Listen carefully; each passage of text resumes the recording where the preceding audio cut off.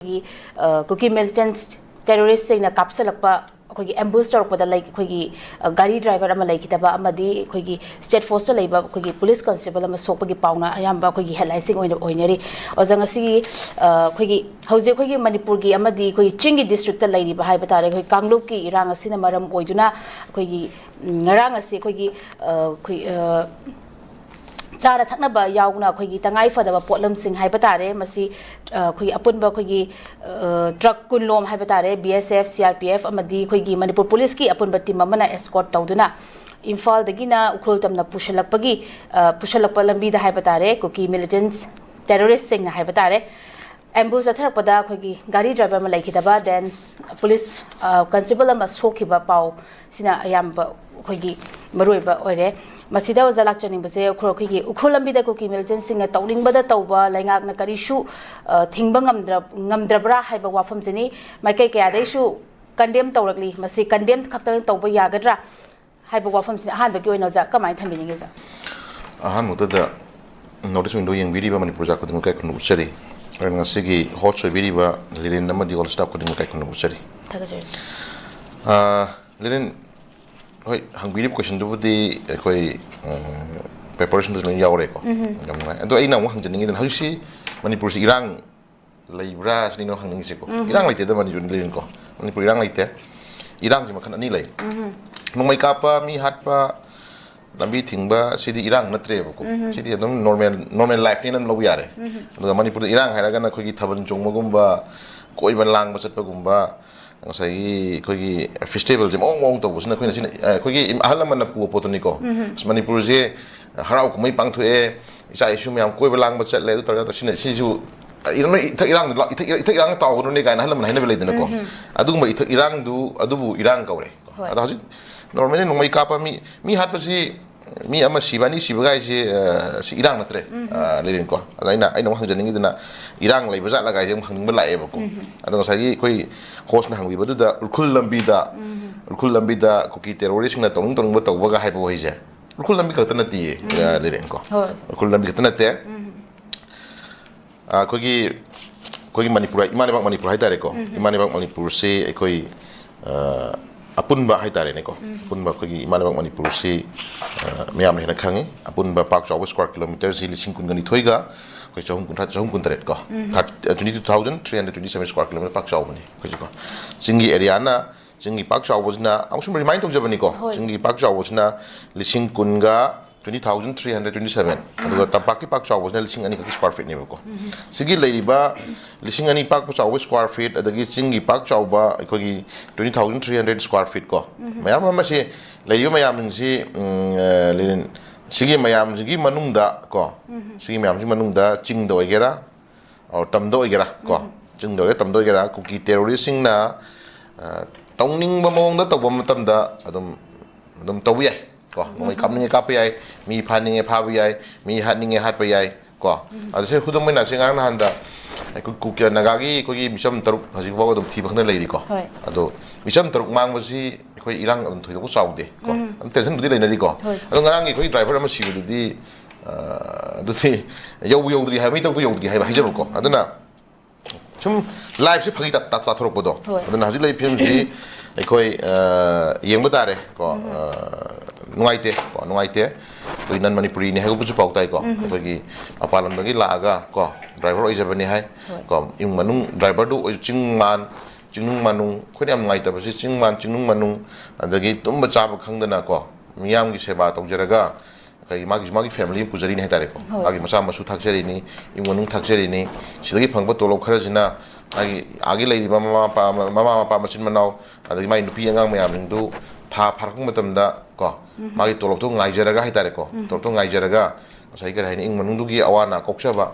ꯃꯌꯨꯝꯒꯤ ꯃꯤꯁꯤꯡꯅ ꯆꯦꯛꯁꯤꯟꯅ ꯂꯩꯌꯨ ꯃꯤꯅꯥ ꯁꯤꯡꯉꯨ ꯈꯣꯠꯂꯨ ꯀꯥꯏꯅ ꯁꯨꯝ ꯄꯥꯎꯗꯝꯖꯕ ꯁꯤꯒꯤ ꯂꯥꯏꯐꯁꯤꯗ ꯍꯤꯡꯖꯕ ꯄꯨꯟꯁꯤꯅꯦꯕꯀꯣ ꯑꯗꯣ ꯑꯗꯨꯒꯤ ꯃꯊꯛꯇ ꯉꯁꯥꯏꯒꯤ ꯌꯥꯝ ꯁꯥꯊꯤꯔꯛꯏꯁꯤ ꯑꯩꯈꯣꯏꯒꯤ ꯇꯣꯉꯥꯟꯅ ꯉꯁꯥꯏꯒꯤ ꯀꯔꯤ ꯍꯥꯏꯅꯤ ꯏꯆꯝ ꯆꯝꯕ ꯃꯥꯒꯤ ꯇꯣꯉꯥꯟꯕ ꯊꯕꯛ ꯑꯃ ꯊꯤꯕ ꯆꯠꯄ ꯃꯇꯝꯗ ꯍꯥꯠꯇꯣꯛꯄꯤꯔꯝꯃꯦ ꯍꯥꯏꯕꯗꯨ ꯅꯠꯇꯦꯕꯀꯣ ꯁꯦꯀꯨꯔꯤꯇꯤ ꯐꯨꯜ ꯁꯦꯀꯨꯔꯤꯇꯤꯅ ꯉꯥꯛ ꯁꯦꯟꯗꯅ ꯅꯣꯡꯃꯗ ꯃꯤꯑꯣꯏꯕ ꯑꯃꯅ ꯆꯪꯗꯕ ꯌꯥꯗ꯭ꯔꯕ ꯑꯗꯨꯒꯨꯝꯕ ꯑꯦꯁꯦꯟꯁꯤꯌꯦꯜ ꯀꯝꯃꯣꯗꯤꯇꯤ ꯑꯦꯛ ꯍꯥꯏꯇꯥꯔꯦꯀꯣ ꯆꯥꯅ ꯊꯛꯅ ꯄꯣꯠ ꯆꯩ ꯄꯨꯔ ꯆꯠꯆꯔꯤꯕꯅꯦꯕꯀꯣ ꯑꯗꯨꯒꯨꯝꯕ ꯗ꯭ꯔꯥꯏꯚꯔ ꯑꯃ ꯐꯣꯡꯅ ꯑꯦꯝꯕꯨꯁ ꯇꯧꯔꯀꯥꯟꯗ ꯍꯥꯠꯄꯤꯕ ꯍꯥꯏꯁꯦ ꯃꯁꯤ lirin kan na hairo ko sunwai te ko kan hairo sunwai te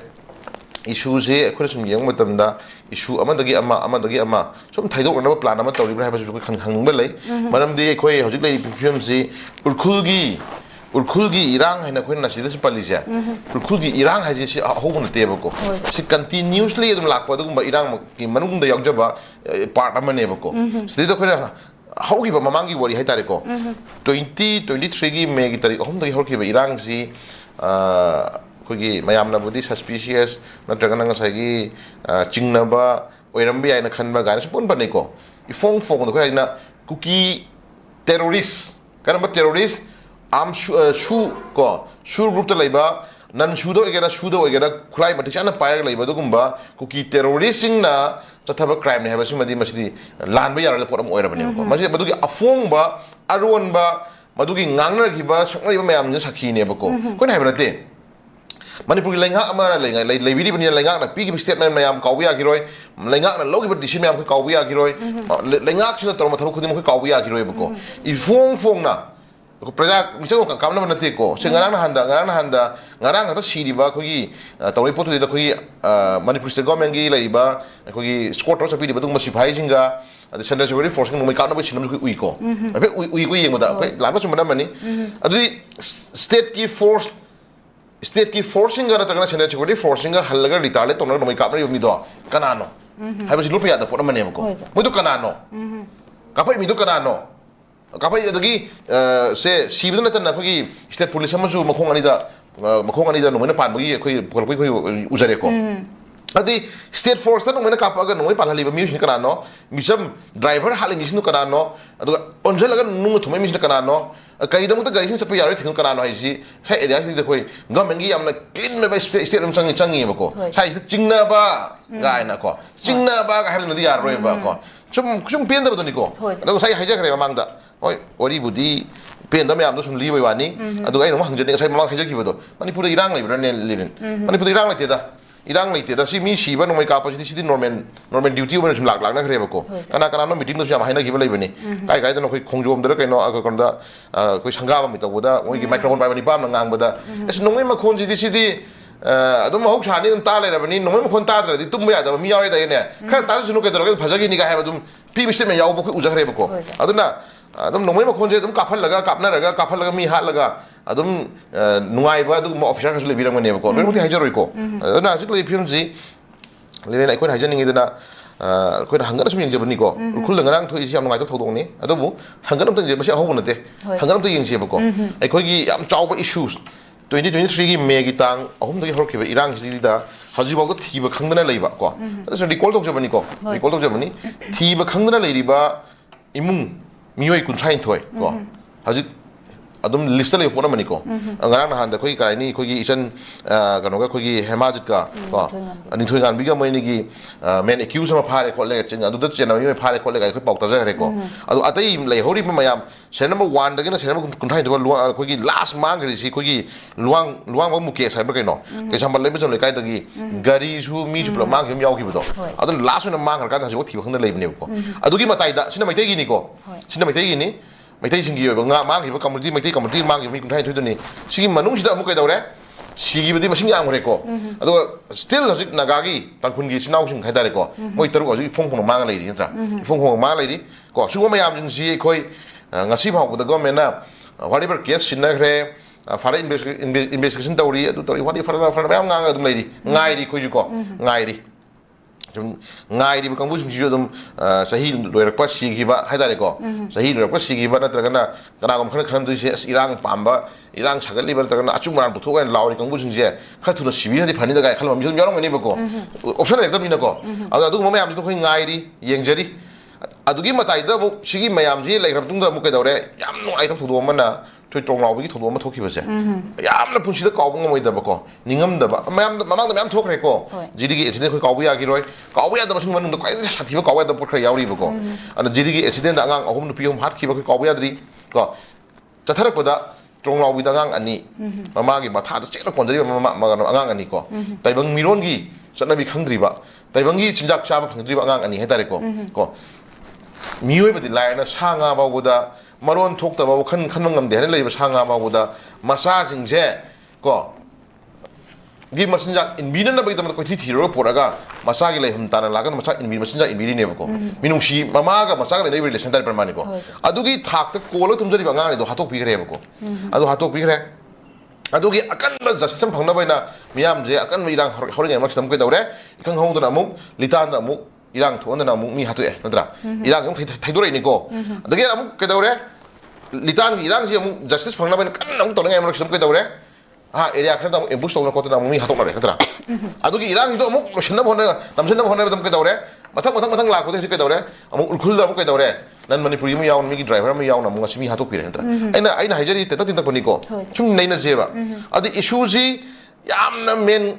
adi yamna kawbung ngoi da ba yamna aruba issues ma yam je thaidok na ba na sum lambi thir ga la ga ko gi issue ma sum sabra mo mal khre ko ana hajik lai film ji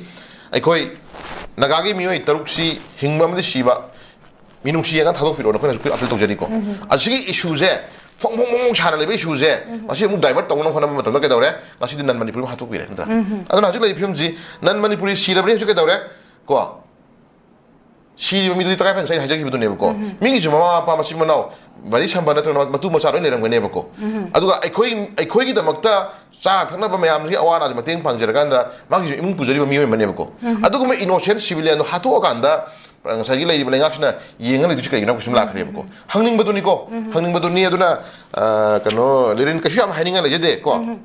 yam kan hairo ro ga su ai khoi ka dai ni yam kan hairo ro ga su hajik matam je ka dai ni aseng ba amai bi ko lai ga samna ba mi sing di koi hana mamang ahal lamanda sai si jaga je bhuthok pani si jaga je tamna bani si jaga je kha suk pani chat kha chakchelu ga na mainam ga price ram do haluti afuang bada angan bada ko adugi midugi maram kan ngangunu adugi maram kan hairunu pai kan ngangunu ko haina loina thar hunna re mayam je ko he ngangu ga thum toro ne na ko ja ja ki makhan mayam gi ba dum allegation na tra kan nga sai charge na khla kan botu rahani aseng ba asing mangana jadi yam like no lirin ko aduna yam no idea dum mayam ko haijero matang lak se ni du budi ko atang lak se du hasle phim je ai khoi